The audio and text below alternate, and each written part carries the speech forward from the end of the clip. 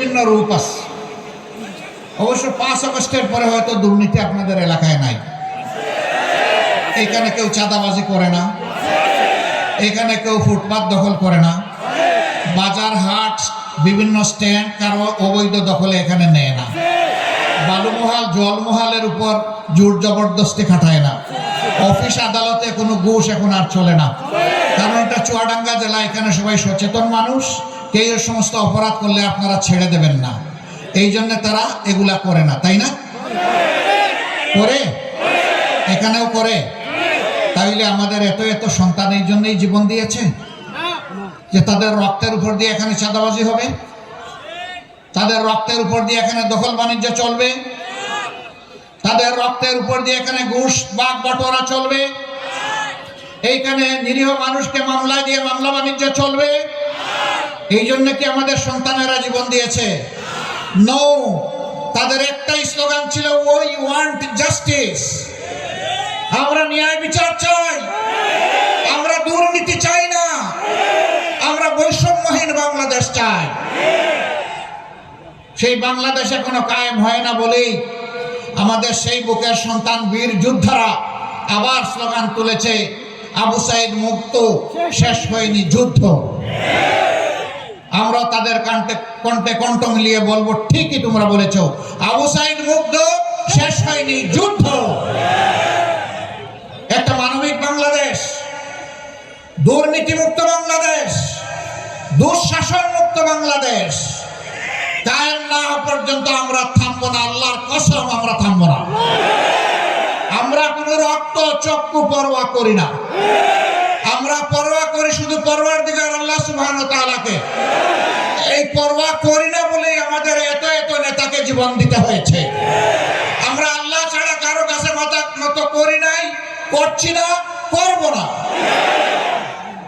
1000 বছর শিয়ালের মতো বাঁচার চাইতে একটা শ্বাস সিংহের মতো নিতে চায়।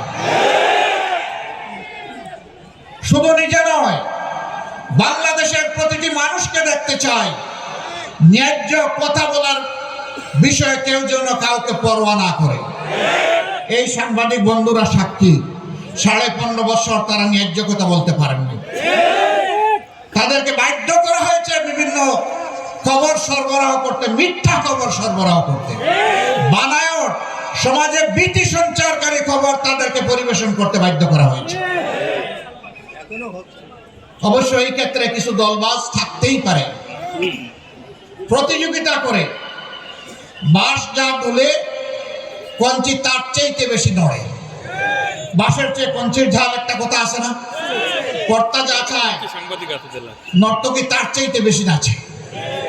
এরকম অনেকে এই সমাজটাকে জ্বালিয়েছে, কষ্ট দিয়েছে, অনেক মানুষকে অপমানিত করেছে, অনেক মানুষকে মৃত্যুর দিকে ঠেলে দিয়েছে।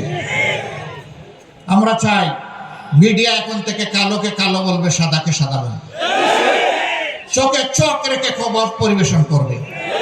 কিন্তু এখনো বাংলাদেশের বিভিন্ন জায়গা থেকে আসে, কোন চাঁদাবাজের বিরুদ্ধে যখন কোনো সাংবাদিক বন্ধু সত্য খবর তুলে ধরেন, তখন তাকে হত্যার হুমকি দেওয়া হয়, তাকে দেখে নেওয়ার হুমকি দেওয়া হয়। মাঝে মাঝে সেই অডিও ভিডিওগুলো সামাজিক মিডিয়ায় চলেও আসে। আমরা সবাইকে বলি, আরেকবার যুদ্ধের জন্য প্রস্তুত হন।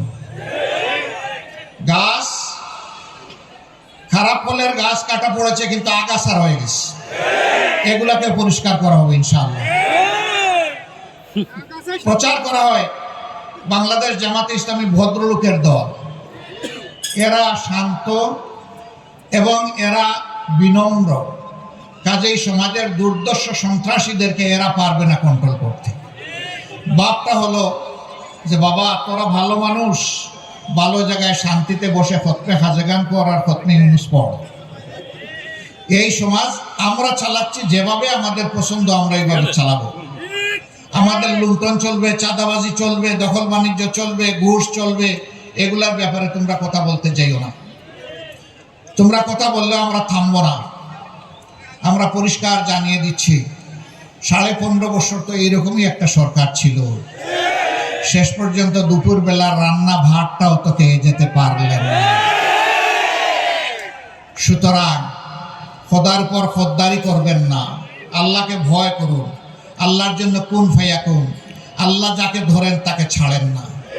ক্ষমতা কোনো মামুর বাড়ির বিষয় নয়, এটি একটি দুর্বহ বোঝা, জাতির পক্ষ থেকে বিশাল আমানত।